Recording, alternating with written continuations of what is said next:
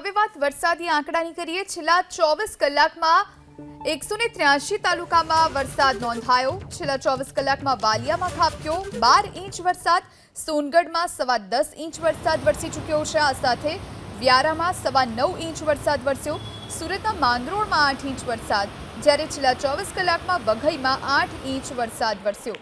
ભરૂચ તાલુકામાં 7.5 ઇંચ વરસાદ, તિલકવાડામાં 7.25 ઇંચ વરસાદ, ઉચ્છવમાં 7.25 ઇંચ વરસાદ, જ્યારે છેલ્લા 24 કલાકમાં ડોલવણમાં 7 ઇંચ જેટલો વરસાદ વરસી ચૂક્યો છે।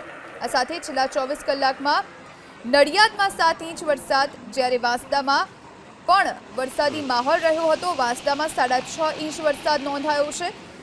સુબીરમાં 6.5 ઇંચ વરસાદ, લુણાવાડામાં 5.5 ઇંચ વરસાદ, કપડવંજમાં 5 ઇંચ વરસાદ, મોરવા હડફમાં છેલ્લા 24 કલાકમાં 5 ઇંચ જેટલો વરસાદ ખાબકી ચૂક્યો છે। નાંદોદની વાત કરીએ, અહીં 4.5 ઇંચ વરસાદ છેલ્લા 24 કલાકમાં।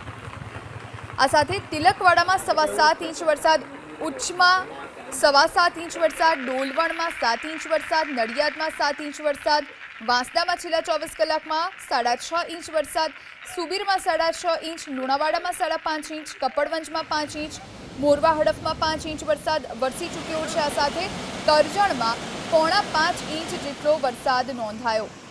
તો અલગ અલગ જગ્યાએ અલગ અલગ જિલ્લામાં વરસાદી માહોલ રહ્યો, તાલુકાઓમાં વરસાદી માહોલ રહ્યો। ખાસ કરીને આહવામાં 4.5 ઇંચ વરસાદ નોંધાયો, નાંદોદમાં 4.5 ઇંચ વરસાદ,